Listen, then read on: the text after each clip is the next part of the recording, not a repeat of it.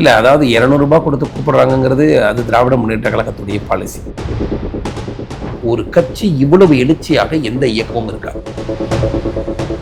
எங்கெல்லாம் எடப்பாடி ஐயா போகிறாரோ அதுவெல்லாம் ரெட்டலை சின்னமாக நீங்கள் நினைக்காதீர்கள், தாமரையாக நினையுங்கள். தாமரையும் இரட்டலையும் ஒன்று. திமுகவை வேறறுத்து தமிழகத்தை விரட்ட வேண்டிய கட்டாயம் இருக்கிறது. செல்லும் இடமெல்லாம் எடப்பாடி ஐயாவை எல்லோரும் பார்க்க துடிக்கிறார்கள். மக்களை இழிவாக விளம்பரம் செய்யக்கூடியதை திமுக நிறுத்த வேண்டும். ஆனால் திமுக செய்யக்கூடியது அநியாயம். அவன் என்ன பண்றான், 100 நாள் வேலைவாய்ப்புல சம்பளத்தை நான் தரமாட்டேன். நீங்கள் சாதி என்கிற சட்டையை எடுத்து மாட்டிக்கிட்டீங்கன்னா இன்னைக்கு தெருவில் தான் நிக்கணும். அப்படி பார்த்தா வலிமையான சாதியை கொண்ட திருமாவளவன் இன்னைக்கு ஆட்சி அமைச்சிருக்கும். திமுக இன்று ஜாதியை அவிழ்த்து விட்டு அரசியல் செய்கிறது. நீங்க எல்லா பகுதியிலுமே எடுத்துக்கிட்டீங்கன்னா ஜாதி அரசியலை முன்னிறுத்தி தேர்தலை சந்திக்கக்கூடிய இயக்கமாக திமுக இருக்கிறது. இதுல சாதி எல்லாம் எடப்பாடியை ஒன்றும் செய்துவிட முடியாது.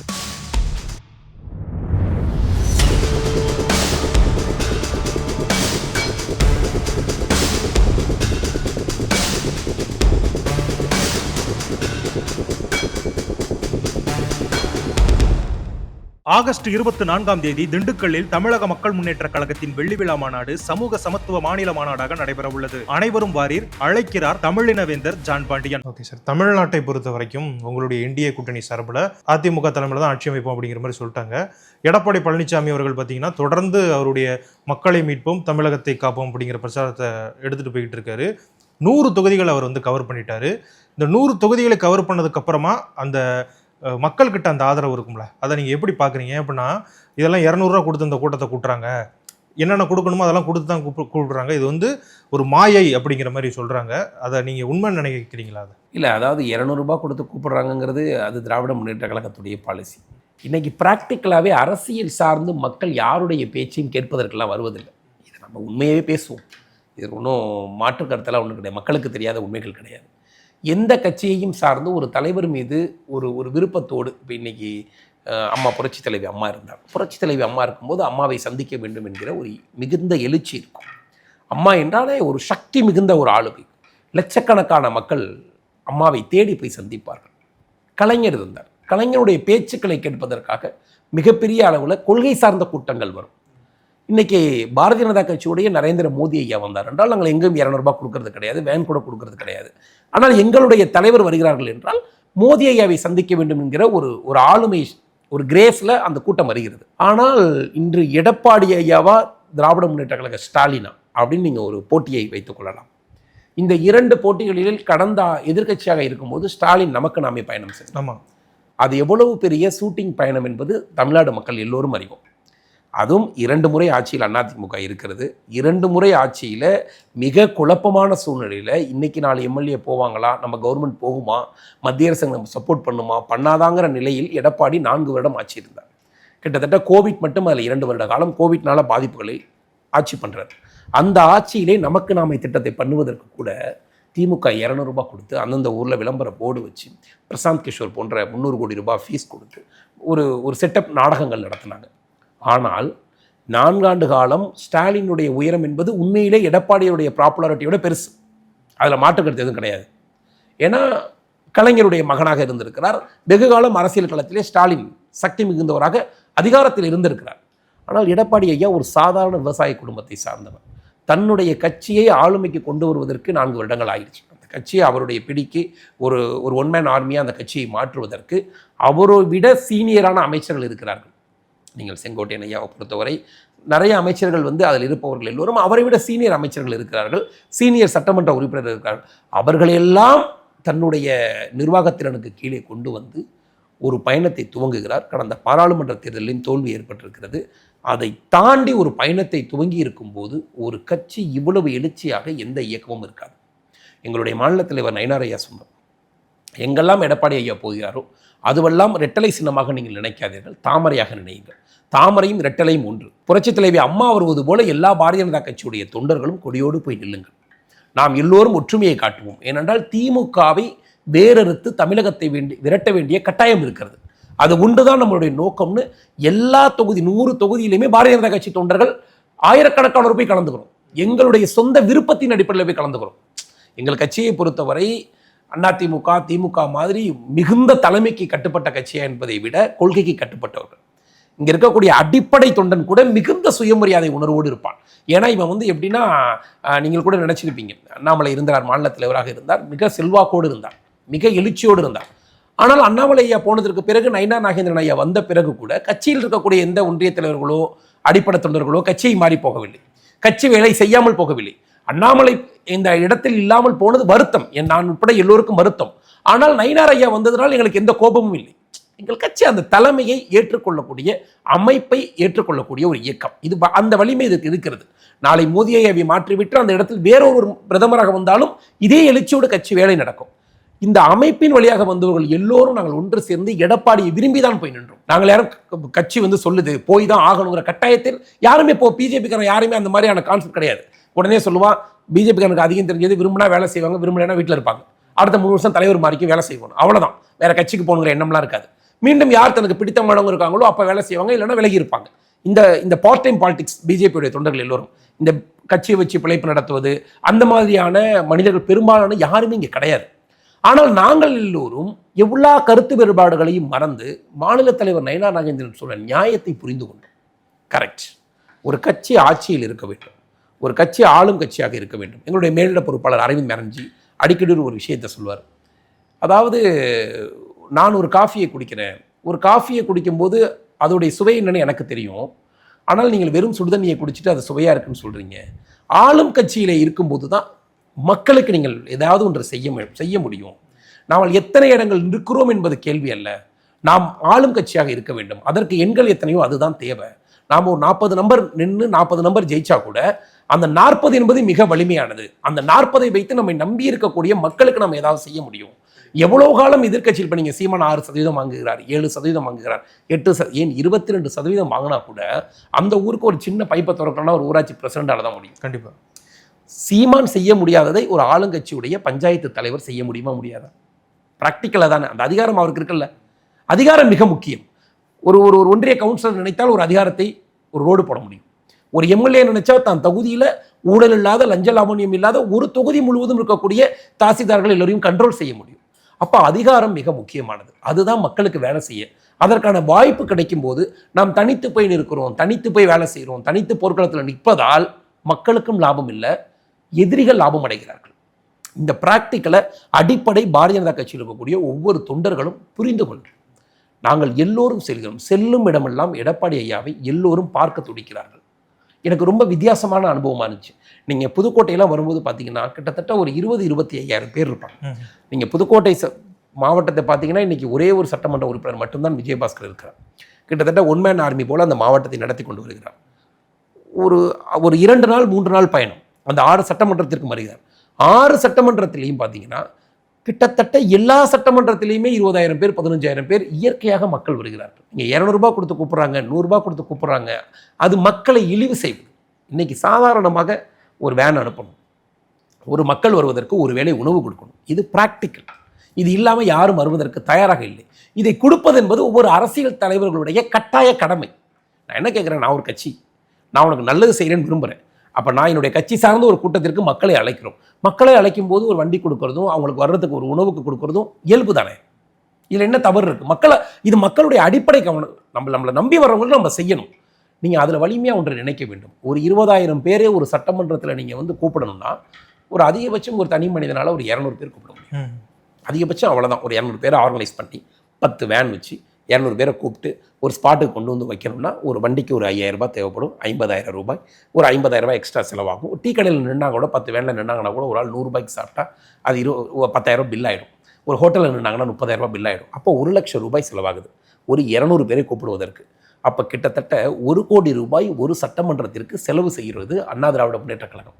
கட்சி செலவு செய்யவில்லை, அங்கே இருக்கக்கூடிய தொண்டர்கள் செலவு செய்கிறார்கள்.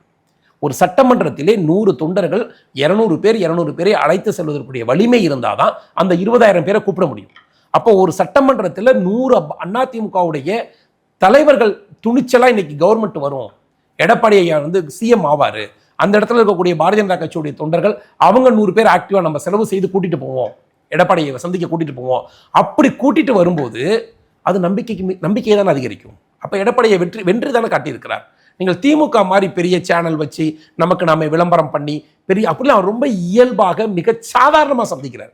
சாதாரணமாக காலையில் வர்றாரு, அங்கே இருக்கக்கூடிய ரோட்டரி கிளப் மெம்பர்ஸ் எல்லாம் சந்திக்கிறாரு, கட்சிக்காரங்கள் எல்லா கட்சிக்காரங்களையும் சந்திக்கிறார்கள், தேசிய ஜனநாயக கூட்டணி அனைத்து தலைவர்களையும் சந்திக்கிறாரு, மக்களுடைய ஏதாவது குறைகள் இருந்தால் மாணவர்களை சந்திக்கிறாரு. அவருக்கு வயது 70. அவருடைய வயது, அவர் விவசாய குடும்பத்திலிருந்து வந்தவர், அவர் விவசாயத்தான் இன்னைக்கு வரைக்கும் இருக்கிறார், ஒன்றும் பொலிட்டிக்கல் ஃபேமிலி கிடையாது.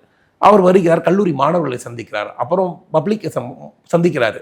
இந்த மாதிரியான சந்திப்புகள் எல்லாவற்றையும் ஆர்கனைஸ் பண்ண இன்று ஒரு மாவட்டத்திற்கு 100 பேர் இருக்கிறார்கள் என்றால் மிக வலிமையாக எடப்பாடி இருக்கிறார் என்பதுதான் அர்த்தம். அதில் மாற்றுக்கிறது கிடையாது.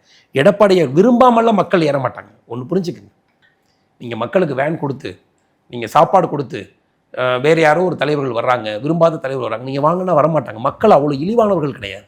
மக்களை இழிவாக விளம்பரம் செய்யக்கூடியதை திமுக நிறுத்த வேண்டும். மக்கள் விரும்பினாதான் ஒரு கட்சிக்கு வருவாங்க. எடப்பாடியை விரும்பினாதான் வேனில் ஏறுவாங்க. தன்மானம் மிக்கவர்கள் தமிழர்கள். ஒன்றும் அவ்வளோ ஒரு உணவுக்கு ஒரு வேனுக்கு ஒன்றும் விலை போவர்கள் கிடையாது. 200 ரூபா கொடுத்துட்டு 6 மணி நேரம் அங்கே நிற்கணும்னு அவசியம் கிடையாது. அந்த நிலைமை இன்னைக்கு என்னங்க இருக்குது?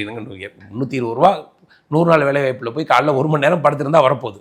ஆனால் திமுக செய்யக்கூடியது அநியாயம். அவன் என்ன பண்ணுறான், 100 நாள் வேலை வாய்ப்பில் சம்பளத்தை நான் தரமாட்டேன், நான் உங்களை ரத்து பண்ணுவேன்னு சொல்லி மிரட்டுவது, கல்லூரி நிறுவனங்களை மிரட்டுவது.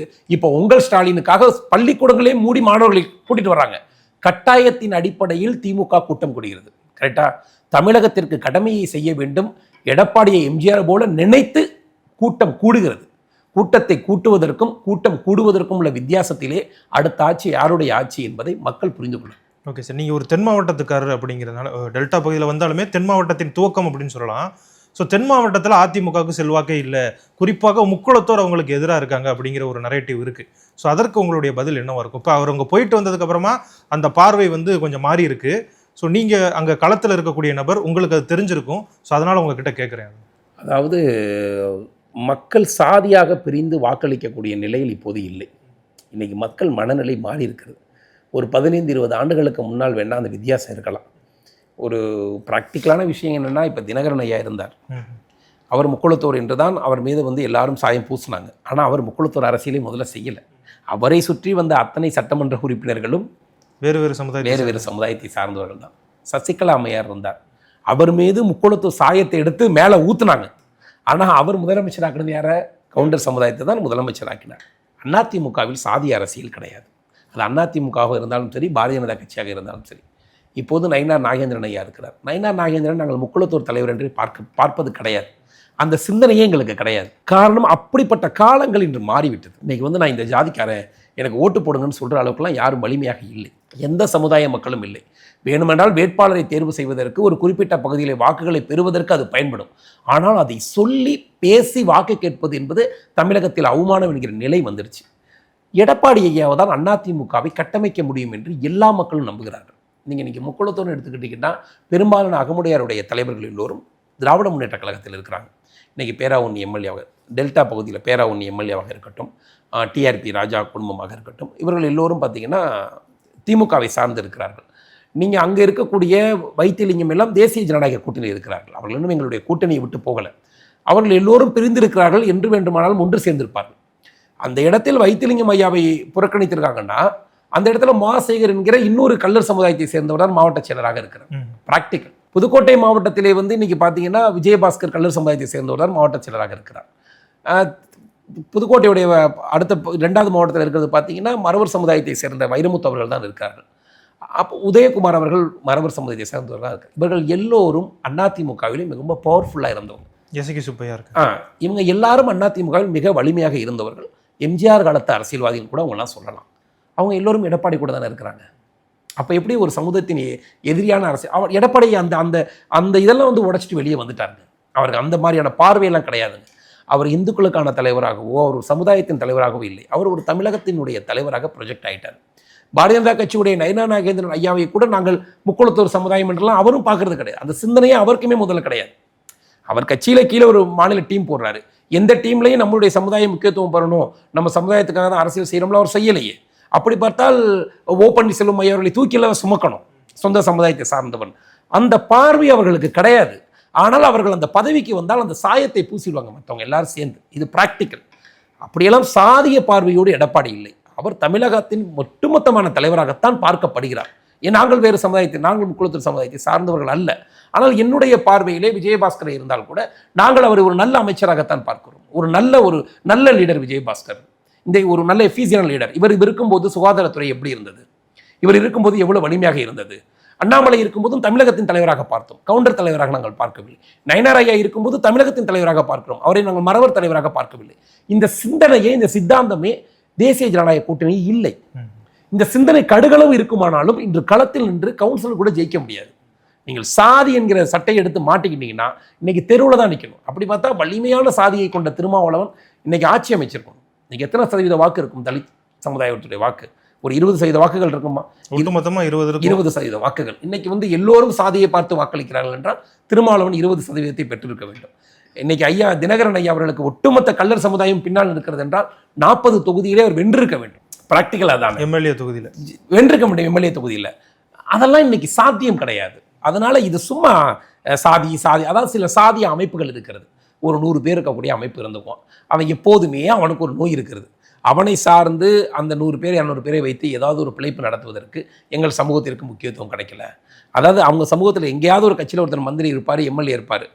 தமிழகத்தில் எங்களை பாரதிய ஜனதா கட்சியை பொறுத்த வரைக்கும் ஒன்றே ஒன்று தான் சிந்தனை.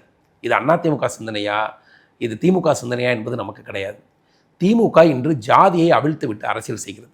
நீங்கள் எல்லா பகுதியிலுமே எடுத்துக்கிட்டிங்கன்னா ஜாதி அரசியலை முன்னிறுத்தி தேர்தலை சந்திக்கக்கூடிய இயக்கமாக திமுக இருக்கிறது.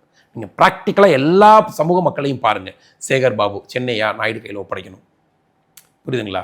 துரைமுருகனா வன்னியர் கையில் ஒப்படைக்கணும். இந்த மாதிரியான ஒரு பார்வை செந்தில் பாலாஜியா கொங்கு பெல்ட்டா கவுண்டர் கையில் தான் ஒப்படைக்கணும்.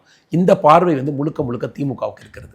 ஆனால் பாரதிய ஜனதா கட்சிக்கு அந்த அவசியம் கிடையாது. இந்த கட்சி வளரும் போதே ஒரே ஒரு சிஸ்டம் தான். இந்த அமைப்பிற்கு யார் கட்டுப்படுகிறார்களோ, ஆர்எஸ்எஸ்ஸிற்கு யார் கட்டுப்படுகிறார்களோ அவர்கள் தான் தலைவர். அவர்கள் எந்த சாதியாக வேண்டுமானாலும் இருக்கட்டும்.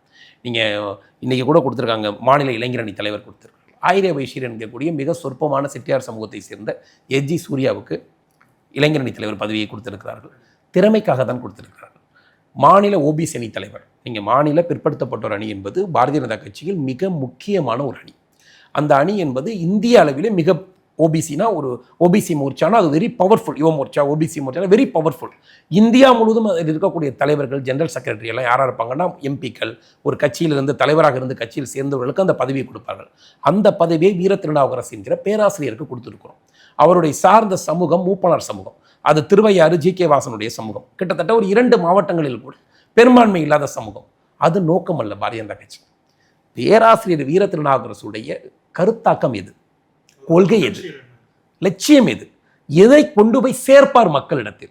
தன் சாதியில் கொண்டு போய் சேர்ப்பார் என்று தலைவர் போடுவதில்லை. நீங்கள் நயினார் ஐயா கொண்டு போய் முக்குளத்தூரிடம் கட்சியை சேர்ப்பார் என்று நாங்கள் தலைவராக போடவும் இல்லை, அவர் செய்வதும் இல்லை. அவர் ஆர்எஸ்எஸ்ஸின் சித்தாந்தக்காரர். நீங்கள் எல்லாருக்கும் ஒன்று தெரியாது, அதிமுகலேருந்து வந்தவுடனே நயினார் ஐயாவை தலைவராக போட்டோம், அது தவறு. அவர் 15 நாள் பயிற்சி முகாம் முடித்திருக்கிறார், 30 நாள் பயிற்சி போயிருக்கிறார். ஆர்எஸ்எஸ் உடைய அத்தனை பயிற்சியும் கடந்த 7 வருடங்களில் செய்திருக்கிறார். அவர் முழு ஆர்எஸ்எஸ் காரராக மாறி இருக்கிறார். இந்த சிஸ்டம் என்னவோ அந்த சிஸ்டத்தை அவர் ஃபாலோ பண்ணியிருக்கார். வந்த உடனே தூக்கி இருந்தாங்க, நீங்கள் அதிமுக கலந்து வந்தீங்கன்னா பதவி கொடுக்கல, பொறுமையாக இருந்திருக்கிறார். தனக்கான வாய்ப்பு அன்னைக்கு சட்டமன்ற தேர்தலில் அவர் பிஜேபியில் நிற்காம திமுகவில் போய் நின்றிருந்தால் வலிமையான அமைச்சராக இருந்திருப்பார். ப்ராக்டிக்கல் அதுதான். அங்கே அவர் மகனுக்கும் எதிர்காலம் கிடைத்திருக்கும். இந்த வாய்ப்புகள் எல்லாம் தெரியாத அளவுக்கு அவர் ஒன்றும் முட்டாளும் கிடையாது. ஆனால் பாரதிய ஜனதா கட்சியில நயினார் ஐயாவுக்கு கிடைத்த வெளிச்சம் தன் மகனுக்கு கிடைக்குமானா அப்பா பையங்கிறதுனால கிடைக்காது. அவருடைய மகன் எங்கள் கட்சியில் இருக்கார் நயினார் பாலாஜி. தனி திறமையிலே நாங்கள் எல்லோரும் அன்பால் அவரோடு நிற்கிறோம். பாலாஜியா மிகச்சிறந்தவர். அவர் நயினார் ஐயாவுடைய பையன்கிற பார்வை இங்கே யாரும் கிடையாது. அவருக்குமே எங்கள் அப்பா இருக்காருங்கிற அதிகாரம் எதுவும் கிடையாது. இங்கே அதிகாரத்தை செலுத்தவும் முடியாது. 8 வருடங்களுக்கு அடுத்து தான் நயினார் நாகேந்திரன் அவர்களுக்கே பதவி கிடைக்குது. அப்போ இந்த சிஸ்டத்தை அவர் நம்புகிறார்ல, தான் பிள்ளைக்கு எதிர்காலம் கிடைக்கணும். ப்ராக்டிக்கலாக சொல்கிறேன், இன்னைக்கு நயினார் ஐயாவால் ஒரு திமுகவில் மாவட்ட செயலராக முடியாதா? கண்டிப்பாக. இன்னைக்கு திருநெல்வேலியில் மிக பலகீனமாக இருக்கிறது. அந்த பகுதியில் நின்றிருந்தார்னா பாரதிய ஜனதா கட்சியில் நின்று 25,000 வாக்குகள் வித்தியாசத்தில் ஜெயிப்பவர் திமுகவில் நின்றால் 50,000 வாக்குகள் வித்தியாசத்தில் ஜெயித்திருப்பார். இஸ்லாமியருடைய வாக்குகளும் பெற்று வலிமையான மாவட்ட செயலராக இருப்பார், ஒரு துறையின் அமைச்சராக இருப்பார். அவருடைய மகனையும் முன்னிறுத்தி இருக்க முடியும். இது திமுகவுடைய இலட்சியம். ஆனால் அவர் அதை சிந்திக்கலையே. அப்பயே ஒரு ஆர்எஸ்எஸ்காரர் அவர் மாறிட்டாரா? அப்பவே சாதியற்ற தலைவராக அவர் மாறிட்டாரா? அவர் சிந்தனையே அது இல்லையே. பரவாயில்ல, ஒரு எம்எல்ஏவாக இருந்தால் கூட பரவாயில்ல, நம்ம பாஜகவில் இருப்போம், நம் பிள்ளையின் எதிர்காலத்துக்காக வேலை செய்ய வேண்டாம். திருநெல்வேலியில் இருக்கக்கூடிய அத்தனை பிள்ளைகளின் எதிர்காலத்துக்காக வேலை செய்யணும் தான் நினைச்சார். கட்சி பார்த்தது அவருடைய நேர்மையை, ஒழுக்கத்தை, கண்ணியத்தை, காத்திருக்கும் மனப்பான்மையை. ஒரு கட்சியில் தேவை காத்திருப்பது, பொறுமையாக எது வேணாலும் நடந்துட்டு போகுது. லட்சியத்திற்காக காத்திருப்பது, அதுவும் வலிமையான இடத்தில் இருந்து கொண்டு வலிமை பெறாமல் இருப்பது என்பது ஒரு நான் போய் நின்னா ஒரு இடத்துல எம்எல்ஏ ஆக போகிறது இல்லை. நான் பாஜகவில் 20 வருஷம் 30 வருஷம் கூட கத்திட்டு கிடக்கலாம், ப்ராக்டிக்கல் சொல்கிறேன். ஆனால் நான் உறுதியாக நம்புகிறேன் என் கொள்கையை. இது எந்த தனிப்பட்ட தலைவர் பின்னால் செல்வதோ, இந்த தலைவருடைய ஆள் அந்த தலைவரால், இந்த சிஸ்டத்துக்குள்ளே நான் கிடையாது. சிலருக்கு பிடிக்கும், சிலருக்கு பிடிக்காது. நாம் இந்த கட்சியில் இருப்பதற்கான காரணம், நாம் எங்காவது போய் நின்றால் ஏதோ ஒரு தொண்டர்கள் 10 பேர் நம்மக்கிட்ட என்னமோ சினிமாக்கார மாதிரி ஃபோட்டோ எடுக்கிறாங்க. காரணம், இந்த சித்தாந்தத்தை நாம் பேசுகிறோம், இந்த கொள்கையை பேசுகிறோம். இந்த கொள்கையும் சித்தாந்தத்தின் பேசுவதால் தான் நான் ஒருத்தர் இருக்கிறேன். என்னுடைய பேச்சு திறமையால் நான் கிடையாது. நான் எடுத்துக்கொண்ட கொள்கை, நரேந்திர மோடியை பற்றி பேசுவதால் தான் உலகத்தில் இருக்கக்கூடிய 5000 பேர் எனக்கு ஃப்ரெண்ட் இருப்பாங்க. காரணம், நரேந்திர மோடியை பிடிக்கும் அவங்களுக்கு, என்னையை பிடிக்கிறது நோக்கம் இல்லை. மோடியை பேசுகிறான் என்பதால் என்னையை பிடிக்கும். அப்போ இந்த சித்தாந்தத்தின் தலைவர்கள் தான் இன்னைக்கு இருக்கிறாங்க. சாதிய தலைவர்கள் எங்குமே இல்லை. இந்த தேசிய ஜனநாயக கூட்டணியுடைய முதல் நோக்கமே சாதிய தன்மை இருக்கக்கூடிய அரசியலை அகற்ற வேண்டும். இதில் பாரதிய ஜனதா கட்சி மிக தெளிவாக இருக்கிறது. ப்ராக்டிக்கலா யாதவ சமுதாயம் மத்திய பிரதேசத்தில் இருக்குதா? மத்திய பிரதேசத்தில் இல்லை. கம்மியாக தான் இருக்காங்க. கம்மியில் ரொம்ப ரொம்ப சொற்பம், 2% கூட இருக்க மாட்டாங்க. இன்னைக்கு அந்த பகுதியில் வந்து பார்த்தீங்கன்னா மோகன் யாதவ் என்பவர் முதலமைச்சராக இருக்கிறார். நீங்கள் ராஜஸ்தானில் எடுத்துக்கிட்டீங்கன்னா வசுந்தராஜ் என்பவர் மன்னர் வம்சத்தை சேர்ந்தவர். பாரதிய ஜனதா கட்சியிலே வாஜ்பாயை கூட அவர் எதிர்த்து சண்டையிட்டு பதவி பெறக்கூடிய அளவிற்கு ஆளுமை மிகுந்தவர். ஆனால் அந்த பகுதியிலே ஒரு புதிதாக சட்டமன்ற உறுப்பினரான ஒரு பஜன்லால் என்கக்கூடிய அந்த பகுதியில் மைனாரிட்டியை சிஎம் ஆக்குறாங்க. சாதாரண மனிதன் சிஎம் ஆக இருக்கிறார். ராணி வம்சத்தில் வந்த தியா குமாரி அங்கே துணை முதலமைச்சராக இருக்கிறார். உங்களுக்கு ப்ராக்டிக்கல் புரியுதுங்களா? அப்போ இந்த அரசுடைய நோக்கம் என்பது வித்தியாசமானது. பாரதிய ஜனதா கட்சியுடைய சிந்தனை என்பது வித்தியாசமானது. இங்கு தலைவர்களுடைய தன்மைக்காகத்தான் பதவியை தவிர ஜாதிக்காக கிடையாது. அதில் மிக தெளிவாக இருக்கிறோம். தேர்தலுக்காக வேட்பாளர்களை தேர்வு செய்வதற்கு, மக்களுடைய வாக்குகளை பெறுவதற்கு சில தேவைகள் இருக்கலாம். ஆனால் கட்சியில் உயர்ந்த லட்சியத்தை அடைவதற்கு, உயர்ந்த பதவியை பெறுவதற்கு சாதியை விட திறமை தான் முக்கியம். மக்களுக்கு செயலாற்றக்கூடிய நேர்மை தான் முக்கியம். அந்த நேர்மையின் அடிப்படையில் தான் பாரதிய ஜனதா கட்சி கூட தற்போது வழங்கப்பட்ட பதவிகள் கூட, எல்லோருக்கும் வழங்கப்பட்டிருக்க பதவிகள் கூட, எல்லோரும் தகுதியானவராக இருப்பார்கள். ஒரு புதிய ரத்தத்தை நாம் அரசியலுக்கு பாய்ச்ச வேண்டும். அது வந்து விளம்பரமாக இருக்கலாம், விளம்பரம் இல்லாமல் போகலாம். ஆனால் அமைப்பு ரீதியாக கட்சி வேலை செய்ய வேண்டும். நீங்கள் நயினார் ஐயா வந்து பூ போல வேலை செய்வதாக சொன்னார். நான் வந்து புயலாக இருக்க முடியாது என்று. பூ போல் வேலை செய்பவர் இன்னைக்கு பார்த்தீங்கன்னா கிட்டத்தட்ட ஒரு 28 சட்டமன்றத்திலிருந்து ஒரு பூத் நிர்வாகி மாநாடு மட்டும் 50,000 பேரை உட்கார வைக்கிறார். அவர் எவ்வளோ சிஸ்டமாக வேலை செய்கிறான்னு பாருங்கள். இதுவரை யாரும் சிந்தித்திராத ஒன்று. அண்ணாமலை அவர்கள் வந்தார், பொதுமக்களிடம் கட்சியை கொண்டு போய் சேர்த்தார். அதில் மாற்று கருத்து இல்லை. அவர் கொண்டு போய் சேர்த்த அளவிற்கு இன்னொரு தலைவர் கொண்டு போய் சேர்க்க முடியுமா என்றால் முடியாது. ஆனால் அண்ணாமலை கொண்டு போய் சேர்த்ததை வாக்குகளாக மாற்றணும்ல. நீங்கள் அதை வாக்காக கன்வெர்ட் ஆனிச்சுன்னு பார்த்தீங்கன்னா கடந்த முறை 50% தான் சேர்ந்துச்சு. அண்ணாமலையுடைய உடைப்பு மிக கடுமையானது. அவர் போன வேகத்திற்கு 39 பாராளுமன்ற உறுப்பினர்களை நாம் வென்றிருக்க வேண்டும். ஆனால் வெல்ல முடியாமல் போனதற்கு மக்கள் கிட்ட விதைச்சிட்டார் பிஜேபி சூப்பர் பார்ட்டின்னு. ஆனால் அவனை கூட்டிட்டு வந்து ஓட்டு வாங்கி வைக்க ஆள் இல்லை. அந்த கன்ஃபியூஷனை வந்து அந்த இடத்துல. ஆனால் அதில் கவனம் கொடுக்கிறார் நயினார். ஏன் நாங்கள் ஆட்சி அமைக்கிறோம் அதில் கவனம் கொடுக்குறோம். அதில் மிக கவனம் கொடுக்கிறார். ஒரு பூத்துக்கு நமக்கு வந்து குறைந்தது 200 உறுப்பினர்கள் வேணும், உறுதியாக வேண்டும். நாம் ஒரு 250 வீடு இருக்குன்னா 250 வீடுகள்லையும் பாஜகவுடைய தொண்டர்கள் போங்க. ஒவ்வொரு வீடாக நீங்கள் போங்க. அந்த பூத்தில் இருந்து இருக்கக்கூடிய 13 பேரை அலையுங்கள். அப்போ ஒரு சட்டமன்றத்தில் இருக்குதுன்னா ஒரு 300 பூத் இருக்குதுன்னா ஒரு கிட்டத்தட்ட ஒரு 12 பேர் அந்த மாதிரி 12+1 சிஸ்டம் வச்சிருக்கோம். அப்போ ஒரு 4000 பேர் அந்த இடத்துல நீங்கள் அமர வைங்க.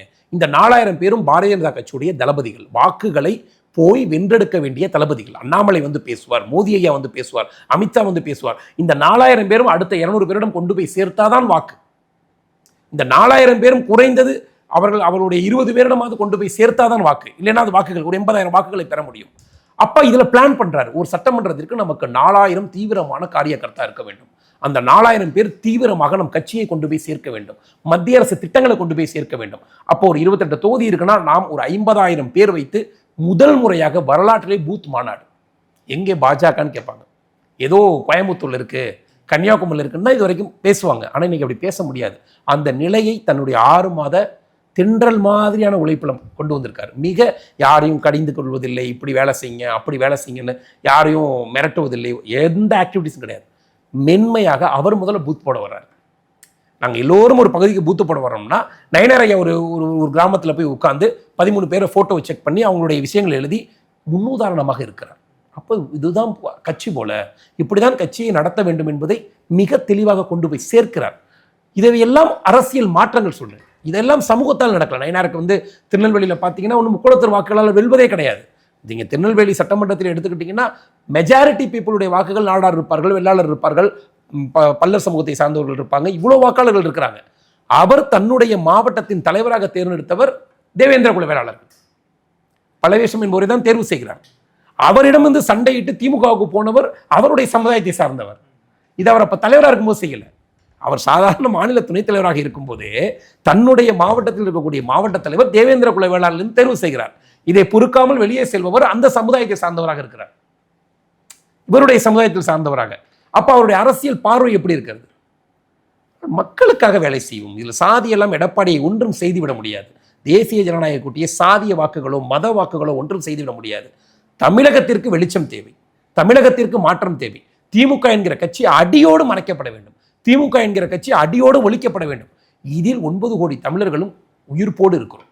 எல்லோரும் ஒற்றுமையாக தேசிய ஜனநாயக கூட்டணியோடு இருக்கிறோம். இதில் ஓபிஎஸ் ஐயாவும் இணைந்து கொள்வார், தினகரன் ஐயாவும் இணைந்து கொள்வார், இன்னும் திமுகவில் இருப்பவர்கள் கூட வந்து இணைந்து கொள்வார்கள். நமக்கு தேவை இண்டி கூட்டணி தமிழகத்திற்கு இடமில்லை என்பதை நிரூபணம் செய்ய வேண்டும். ஓகே சார், எங்களோட இணைந்து தமிழக அரசியல் குறித்தும் நிறைய விஷயங்கள் பகிர்ந்துக்கிட்டீங்க. உங்களுடைய நேரத்திற்கு மிக்க நன்றி. நன்றி. உலக தமிழ் சொந்தங்களுக்கு வணக்கம். நான் ராஜவேல் நாகராஜன். பேசு தமிழா பேசு வலையொலியுடைய வளர்ச்சிக்கு நீங்களும் உறுதுணையாக இருக்கணும்னு நினச்சிங்கன்னா இந்த வீடியோடைய டிஸ்கிரிப்ஷனில் இருக்கக்கூடிய ரேசர் பே லிங்கை கிளிக் பண்ணுங்கள். அந்த லிங்க்கில் போயிட்டு உங்களுக்கு விருப்பமான தொகையை பேசு தமிழா பேசுவனுடைய வளர்ச்சிக்கு உங்களுடைய பங்களிப்பாக நீங்கள் கொடுக்கலாம். நன்றி, வணக்கம். அதனை அடுத்து தான் சிம்ம ராசிக்கார பெண்களுக்கு இது சூப்பர். ஆனால் இந்த ஹோம்மேட் பிஸ்னஸ் வரும்போது இன்வெஸ்ட்மெண்ட்ஸ் ரொம்ப லெஸ்ஸாக இருக்கணும். சரிங்களா? நீங்கள் ஹோம்மேட் பிஸ்னஸ் ஆனால் 10 லட்சம் இன்வெஸ்ட்மெண்ட்னா நம்ம ஒன்றும் பண்ண முடியாது. சரிங்களா? சிம்ம ராசிக்காரங்க அதனை அடுத்து தான் துலாம் ராசிக்காரங்களுக்கு. 2ஆம் இடத்துல சந்திரன் இருக்குது, சனியும் பார்க்குது. நீங்கள் எங்கேயும் கண்கரமெல்லாம் போக முடியாது, எங்கே போனாலும் சிக்கிடுவீங்க. இது சிம்மத்துடைய அடிப்படை ஆண் சிம்ம ராசிகளுடைய ஒரு எல்லோருக்கும் அல்ல 90% ஆண் சிம்மராசி என்பவர்கள் இப்படி தான் இருப்பாங்க. இந்த மாதிரி ஆன்மீகம் மற்றும் ஜோதிடம் சார்ந்த இன்னும் பல வீடியோக்கள் பார்க்கணுமா? மறக்காம திருவருள் டிவிக்கு சப்ஸ்கிரைப் பண்ணுங்க. திருவருள் டிவியுடைய சேனல் லிங்க் இந்த வீடியோடைய டிஸ்கிரிப்ஷன்ல இருக்கு.